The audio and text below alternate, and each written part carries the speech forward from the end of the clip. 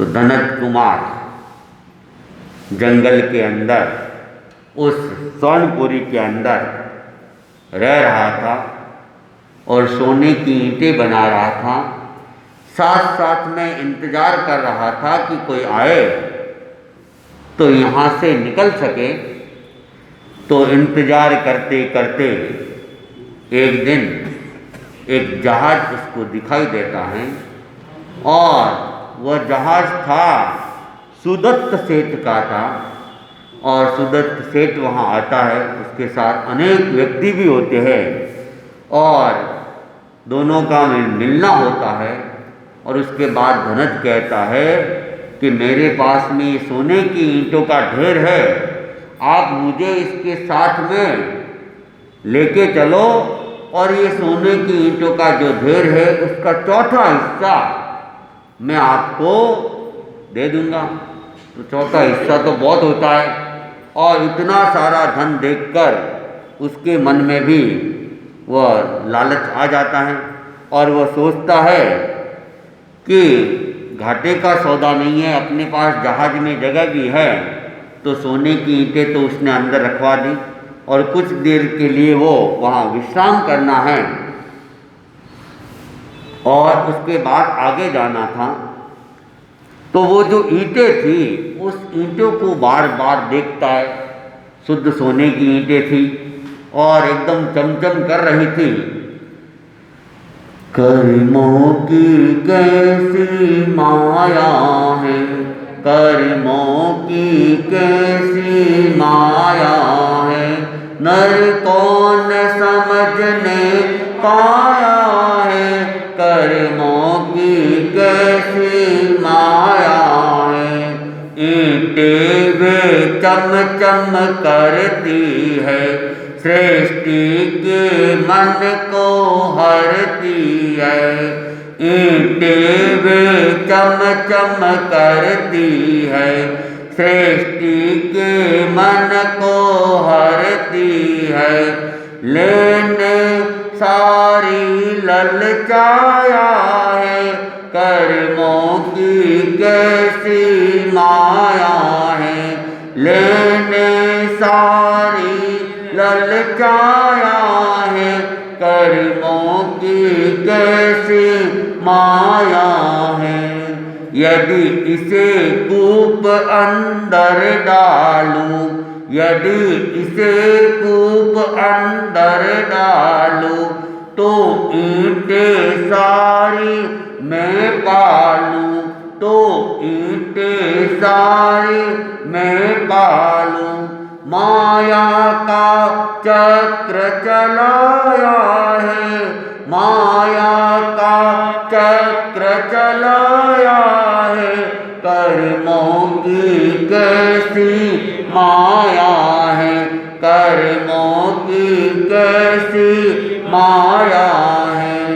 चल पास कूप के आता है, चल पास कूप के आता है, जल पीने उसे बुलाता है, जल पीने उसे बुलाता है। दे धक्का शीघ्र गिराया है, दे धक्का शीघ्र गिराया है, कर्मों की कैसी माया है, कर्मों की कैसी माया है। नर कौन समझने पाया है, कर्मों की कैसी माया है। तो वह श्रेष्ठी था, सुदत्त श्रेष्ठी, वह ईंटों को देखता है, बार बार देखता है, चमचमाती ईंटें दिखती है और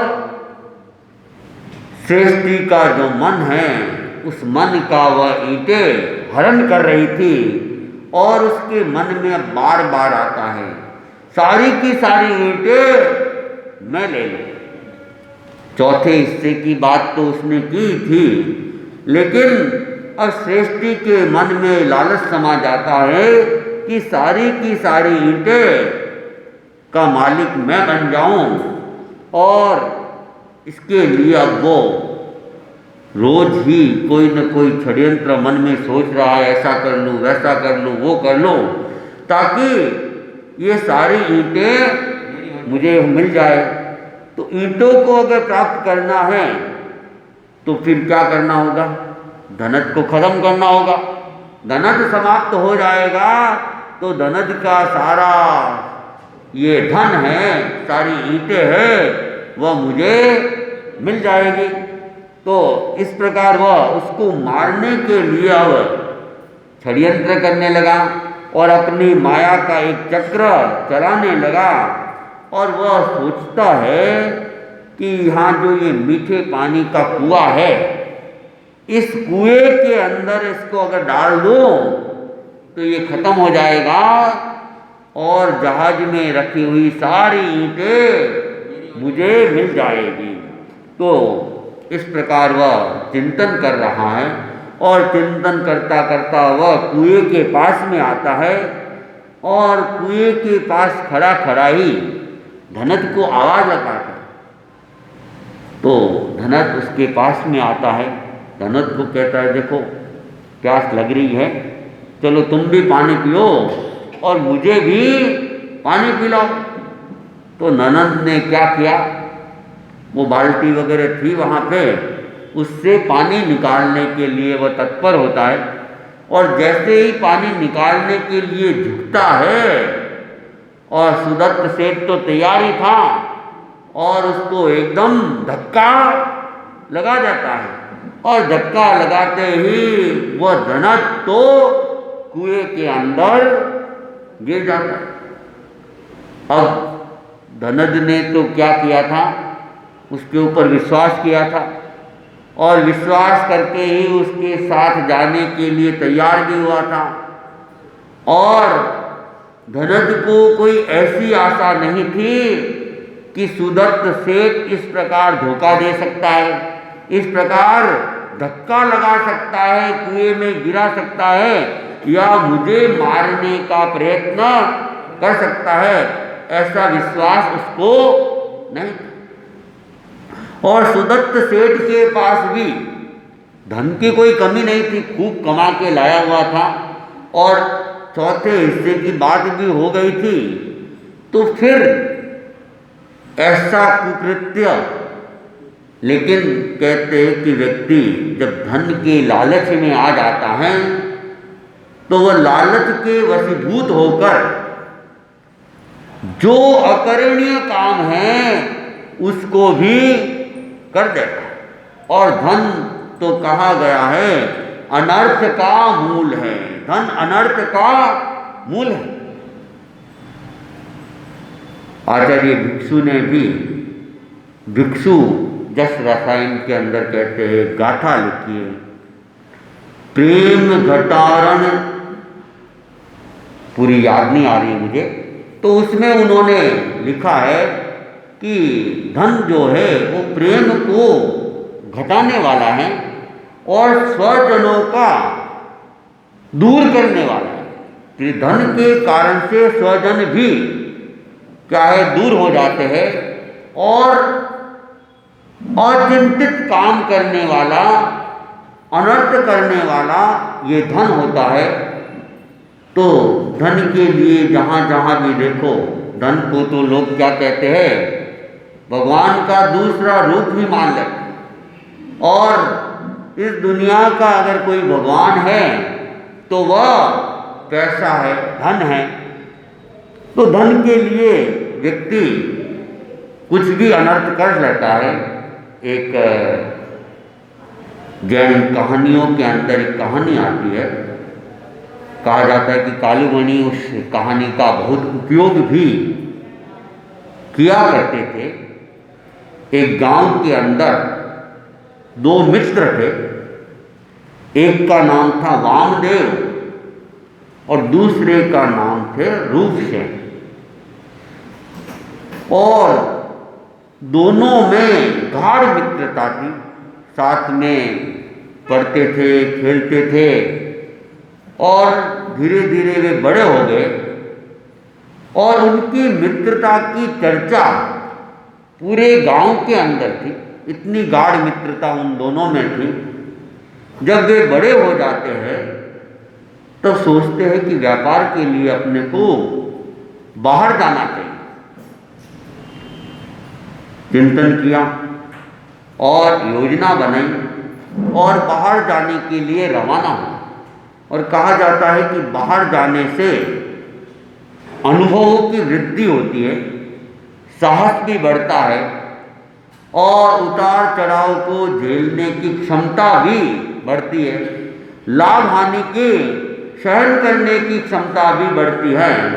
तो ये चिंतन करके दोनों ही मित्र दूर प्रदेश के अंदर जाने के लिए रवाना हो गए। और चलते चलते चलते बहुत दूर चले गए थे और वहाँ एक बड़ा सा नगर देखकर उन्होंने वहाँ व्यापार चालू किया। व्यापार करते करते अनेक वर्ष बीत गए और व्यापार में उनको मुनाफा भी खूब मिला। जब लाख रुपए से भी ज़्यादा उनके पास में हो गए तो सोचा कि बहुत लंबा समय भी हो गया है, धन भी अपने पास में पर्याप्त हो गया है और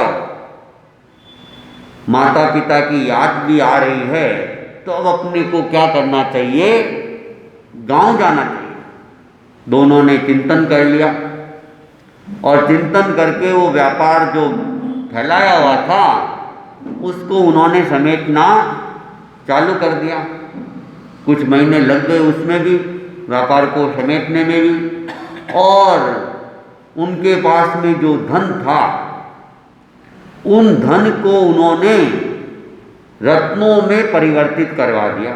धन के बदले में रत्नों को खरीद लिया ताकि ले जाने में सुविधा हो, क्योंकि इतना विशाल धन को लेके जाना और पैदल जाना मुश्किल हो जाता है। तो उन्होंने रत्नों में उनको बदलवा दिया और रत्नों की एक पोटली बांध दी। वो भी काफ़ी भारी हो गई थी वैसे। तो उन रत्नों को लेकर वे लोग आ रहे थे। तो रूपसेन स्वभाव से बहुत शांत था, सरल था और संतोष वृत्ति का था। लेकिन वामसेन जो उसका ही मित्र था, उसके साथ भी रहता था, साथ में वे लोग खाते पीते थे, लेकिन प्रकृति दोनों की भिन्न भिन्न। जहाँ रूपसेन संतोष वृत्ति का था, वहाँ वामसेन के मन में लोभ भरा रहता था। तो वे लोग जब जा रहे थे रास्ते के अंदर, तो वामसेन के मन में आया कि हम जब गांव पहुंच जाएंगे तो आधे आधे धन के मालिक हो जाएंगे। आधा धन उसको मिलेगा, आधा मुझे मिलेगा।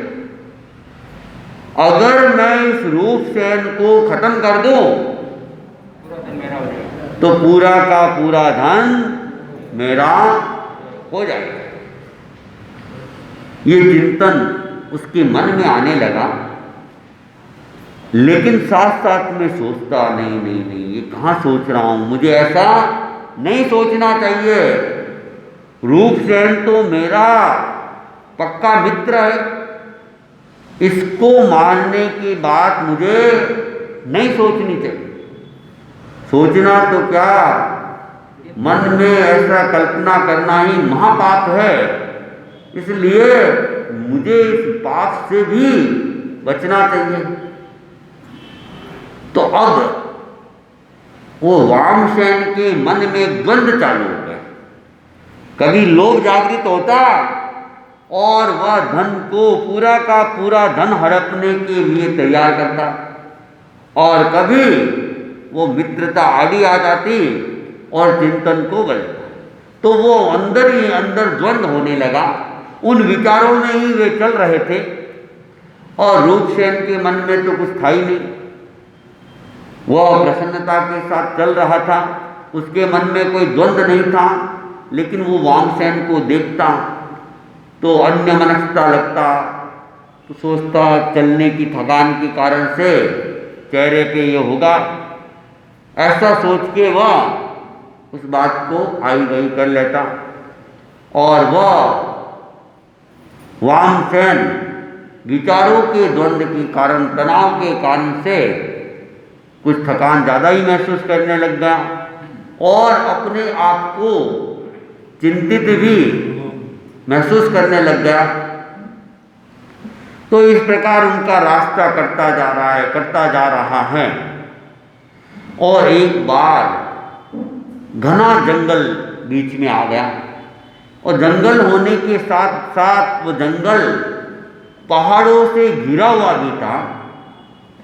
तो शाम के समय सूर्य अस्त होने से पहले पहले ही वहाँ तो अंधेरा भी छा गया और बिल्कुल निर्जन वन था, वहाँ पे कोई और व्यक्ति नहीं। उस निर्जन वन के अंदर वे लोग रात्रि प्रवास के लिए ठहर गए। उस दिन वो धन की पोटली वामसेन के पास थी। एक एक दिन रखते थे, एक दिन रूपसेन रखता था भार को, एक दिन वामसेन रखता था। तो दोनों ही इस प्रकार रास्ता पार कर रहे थे। तो उस दिन वो वामसेन के पास ही धन की गठरी थी और वामसेन ने देखा अब तो गांव बहुत निकट आ गया है और 4 दिनों बाद में अपना गांव आने वाला है और अब अगर कुछ नहीं किया तो ये धन आधा आधा हो जाए। और ये निर्जन जंगल है, इसमें और कोई व्यक्ति है ही नहीं और आसपास में भी कोई बस्ती नहीं है। अगर आज मैं ये मित्रता का मोह इसके ऊपर नियंत्रण करके इसके मार दो तो पूरा धन मेरा हो जाएगा। तब रूपसेन तो सो रहा था और वामसेन की आज जगने की बारी थी, क्योंकि धन जिसके पास में होता था उसको रात भर पहरा देके जगना होता था। तो वामसेन जग रहा था और रूपसेन निश्चिंतता से सो रहा था और उसको एकदम गहरी नींद आ गई और मध्य रात्रि का समय हो गया, घोर अंधकार छाया हुआ था और वामसेन ने देखा कि बस आज तो इसका काम तमाम कर ही रहना चाहिए। तो वो वामसेन रूपसेन के पास में आता है और उसकी छाती के ऊपर बैठकर छुरा उसके गले के ऊपर रख देता। हड़बड़ाहट के साथ रूपसेन की नींद खुलती है और वो चिल्लाता है बचाओ बचाओ, वामसेन को आवाज लगाता है वामसेन बचाओ, लेकिन वहां तो था ही वामसेन ही। तो वामसेन ने कहा अब यह बचाने वाला कोई नहीं है, तुम तो भगवान का नाम लेना है तो ले लो, अब तुम्हारा काम तमाम होने वाला है। रूपसेन ने कहा रे वामसेन ये क्या कर रहे हो, तुम तो मेरे पक्के मित्र हो, अपन ने बचपन से साथ निभाया है और ये तुम क्या कर रहे हो। तब उसने कहा कि तुम मेरे मित्र नहीं शत्रु हो और 4 दिन बाद गांव पहुंचेंगे, इस धन का तुम आधा हिस्सा लोगे, इसलिए तुम मेरे मित्र नहीं शत्रु हो, अब मैं तुम्हें यहां खत्म करूंगा। तो रूपसेन ने कहा रे मित्र, धन के लिए ऐसा कृत्य करना उचित नहीं है और तुम्हें अगर धन चाहिए तुम पूरा का पूरा धन ले लो, लेकिन मुझे मारो मत, मैं यहाँ से वापस चला जाऊंगा और धन कमा लूंगा, तुम मुझे मारो मत। तो उसने कहा कि नहीं, मैं तुम्हें बिना मारे जाऊंगा नहीं, मार के ही जाऊंगा, इसलिए तुम अब भगवान का नाम ले लो। रूपसेन ने कहा देख मित्र, मेरे माता पिता इंतजार कर रहे, बूढ़े माता पिता है, तुम थोड़ी दया करो और इस धन के लिए ऐसा अनर्थ तुम मत करो। लेकिन वामसेन ने कहा मैं तो तुम्हें मारूंगा ही। हाँ, माता पिता के लिए कोई समाचार हो तो वह बता दो। तो उसने कहा समाचार तो बहुत है। उसने कहा बहुत बहुत कुछ नहीं है, इतना मेरे पास समय भी नहीं है सुनने का, और इतना मैं याद भी नहीं रखूंगा। तुम तो 4 अक्षर में अपना समाचार दे दो। तो उसने क्या केवल 4 अक्षर? कहा हाँ 4 अक्षर ही, और ज़्यादा नहीं चाहिए मुझे, उतना ही समाचार मैं दे पाऊंगा। तो रूपसेन उसने 4 अक्षर सोचने लगा और वो चूरे को और गले के ऊपर दबाने लगा। तो उसने मुश्किल से शब्द निकले। उसने कहा मेरे माता पिता को केवल 4 अक्षर बता देना, वारू घोल, वारू घोल। तो ये जैसे ही सुना और उसने तो गर्दन के ऊपर चूरा चला दिया और रूपसेन को खत्म कर दिया, मार दिया। धन के लिए अपने बचपन के मित्र को उसने समाप्त कर लिया। और वो सोचने लगा ये वारू घोल ये क्या है, तो चिंतन करने लगा, लेकिन उसको कुछ समझ में नहीं आया। तो उसने सोच लिया कि ये शायद मौत के भय में ऐसे ही उटपटांग शब्द उसने बोल दिए हैं।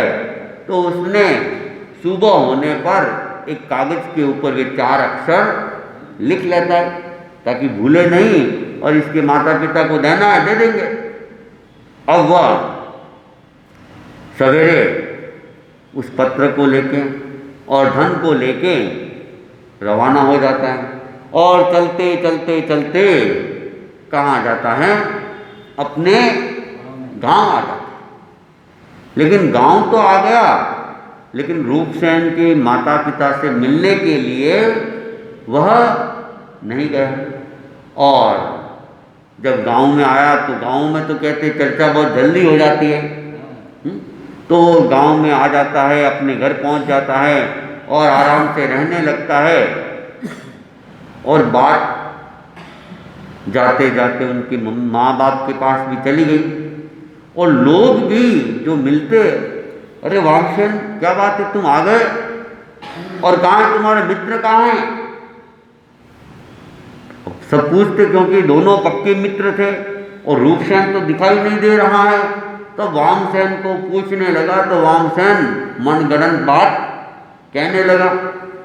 रूपसेन की माता पिता को भी पता चला कि वो वामसेन आ गया है, लेकिन बेटा नहीं आया है। तो उनके पास में गया, उनको पूछने लगा, तो समाचार बताने को कहा। तो उसने फटांग समाचार दे दिए और कहा कि वो तो वहीं पे व्यापार कर रहा है, उसका तो मन लोभ में लगा हुआ है, तो वो तो आया नहीं और मैं आ गया। तो माँ बाप ने कहा उसने कुछ भेजा कि नहीं भेजा? कि उसने तो और कुछ नहीं भेजा, समाचार के नाम पे ये कागज दिया है, 4 अक्षर लिख के भेजे। तो वो माँ बाप ने जब ये पत्र देखा तो उनको लगा कोई न कोई बात तो है, दाढ़ में कुछ काला है। रूपसेन तो इतना लोभी भी नहीं था। फिर वो पीछे रह गया, न कुछ भेजा भी नहीं, ये केवल 4 अक्षर भेजे हैं। लगता है कुछ न कुछ गड़बड़ है मामला। तो उन्होंने वो वामसेन को पूछने की कोशिश की, तो वामसेन उत्तर भी ढंग से नहीं दे रहा था, वो तो बचने का प्रयास कर रहा था। तो उसके हाव भाव से उनको और ज़्यादा संदेह हो गया। तो वे माँ बाप उन पत्र को लेके गए, घर पे गए, सोचने लगा अरे ये क्या है, 4 अक्षरों का क्या मतलब है, हो न हो इसके अंदर कुछ कुछ गूढ़ रहस्य है। तो उन्होंने जो समझदार लोग थे, पढ़े लिखे लोग थे, बुद्धिमान व्यक्ति थे, उनको बताया, पत्र दिखाया कि भाई ये 4 अक्षर भेजे, हमारे तो कुछ समझ में नहीं आ रहा है, इन 4 अक्षरों का क्या मतलब हो सकता है। तो लोगों ने भी उनके पत्र को देखा, पढ़ा, लेकिन किसी के समझ में वह नहीं आ रहा था। तो वह रूपसेन के पिताजी राजा के पास पहुँचते, दरबार में जाते हैं और दरबार में जाके उनको पूरी कहानी सुनाते हैं कि भाई रूपसेन वामसेन दोनों मित्र थे, व्यापार के लिए गए थे। वामसेन तो आ गया लेकिन रूपसेन आया नहीं है और हमें लगता है कोई न कोई मामला गड़बड़ है। ये 4 अक्षर उसने भेजे हैं, आप कृपा करें और इसका अर्थ पता करवाएं। तो राजा ने भी जब सारी घटना पूरी विस्तार से सुनी, वे 4 अक्षर ले लेते, अपने मंत्रियों को दिखाते, लेकिन कोई भी मंत्री उन 4 अक्षरों के अर्थ को समझ नहीं पा रहे थे। तब राजा ने अपना जो एक पुराना वजीर था, अनुभवी भी था लेकिन अब वह कार्य से निवृत्त था, उसको याद किया, उसको बुलाया और उस वजीर को लब्धि प्राप्त थी कि वो अक्षर को देख के उस अक्षर के पूरे वाक्य को समझ जाता था। तो उस वजीर को बुलाया और वजीर के सामने 4 अक्षर सामने रख दिए और वजीर ने जैसे ही 4 अक्षर देखे, उसको तो लब्धि प्राप्त थी, उस लब्धि के द्वारा उसका पूरा एक श्लोक बना के उन्होंने बता दिया। तो उसने कहा कि वामदेवेन मित्रेण रूपसेनो वनांतरे घोर निंद्रा वशीभूतो लक्ष्य लोभान निपातित। 4 अक्षरों का अर्थ बताया कि वा का अर्थ है वामदेवेन मित्रे, वामदेव मित्र के द्वारा रूपसेन को वन के अंदर, वन के भीतर घोर निद्रा के अंदर जब वह था, तब लाख रुपए के लोभ के कारण उसे मार दिया गया। और ये जैसे ही सुना राजा ने, और राजा को जैसे कि बताया ही गया था, दोनों व्यापार के लिए गए थे, दोनों में गाढ़ मित्रता थी और ये तो आ गया अपार धन के साथ में आ गया, लेकिन बेटा नहीं आया है और ये 4 अक्षर भेजे और कोई सामग्री भी नहीं भेजी, तो हमें तो कुछ संदेह हो रहा है। और जब मंत्री ने भी वैसा ही अर्थ किया तो राजा के मन में उस बात की पुष्टि और हो गई। तो राजा ने सिपाहियों को भेजा और वामदेव को बुला दिया और वामदेव को पूछा, भाई तुम्हारा वो मित्र कहाँ है, कैसे है, वो क्यों नहीं आया। लेकिन उसने राजा को गुमराह करने का प्रयास किया, लेकिन राजा गुमराह नहीं। और राजा ने सिपाहियों को बुलाया और कोड़े लगवाने चालू कि जब तक ये सत्य बात नहीं बताए तब तक कोड़े लगाते जाओ। अब जैसे ही कोड़ों की मार पड़ी, अब वो वामसेन हिला पड़ गया और उसने सत्य बात बता दी कि हम दोनों ही साथ में आ रहे थे और हमने लाख स्वर्ण मुद्राओं से भी ज़्यादा की कमाई कर ली थी और उसको हमने रत्नों में बदलवा दिया था और रत्नों को लेके आ रहा था और मेरे मन में लोभ आ गया कि गांव जाने के बाद तो आधा आधा हो जाएगा, तो इसको ख़त्म कर देना चाहिए। तो मैंने जंगल में उसको रात को ही मार दिया और पूरा का पूरा धन हड़प के मैं यहाँ आया हूँ। तो उसने ये 4 अक्षर लिखे थे, तो मैंने तो देखा भय के वशीभूत होकर मौत सामने दिख रही है, ऐसे ही उटपटांग अक्षर बोल दिए होंगे। तो मैं ये 4 अक्षर कागज़ के ऊपर लिख के इनके माता पिता को मैंने दे दिया। तो राजा को भी खूब गुस्सा आता है, क्रोध आता है, अरे ऐसा धोखेबाज मेरे राज्य के अंदर ऐसा पाप करने वाला है, जो मित्र घात करने वाला है, ऐसे व्यक्ति का यह रहना ठीक नहीं। तो राजा ने क्या किया, उसका जितना भी धन था वो सारा का धन और मकान वगैरह जो भी जमीन जायदाद थी सब जब्त कर ली और जब्त करके रूपसेन के पिता को सुपुर्द कर दी और वामसेन को देश से निकाल दिया। कि तुम मेरे देश में रहने लायक नहीं हो। और तो इस प्रकार जब व्यक्ति धन के लोभ में आ जाता है, धन के लालच में आ जाता है, तो अकरणीय काम भी कर लेता है, अकृत्य भी कर लेता है। और इसीलिए धन को अनर्थ का भी मूल कहा गया है। तो यही स्थिति यहाँ भी हो गई। सुदत्त सेठ के पास में अपार धन होने के बावजूद उसने क्या किया, धनज को कुएं के अंदर धक्का लगा दिया। और धक्का लगाने के बाद भी उसके मन में पश्चाताप नहीं है कि मैंने एक मानव की हत्या कर दी, एक मानव को मार दिया। और धन तो कोई साथ जाने वाला नहीं है, धन कितना भी होगा देख देख के हम खुश हो सकते हैं, लेकिन आखिर तो धन यहीं छूटने वाला है। और ये जीव इस शरीर को छोड़कर जब जाएगा तो उसके साथ में कौन जाएगा, केवल मात्र कर्म जाएंगे, किए हुए अच्छे या बुरे कर्म जाएंगे। तो इन कर्मों के लिए जो कर्म हमें आगे सुख दुख देंगे उसको हम विस्मृत करके धन के लिए अगर पाप करेंगे तो फिर दुख तो भोगना ही पड़ेगा। लेकिन ये बात अनेक बार सुनते भी है, लेकिन व्यक्ति के समझ में नहीं आती।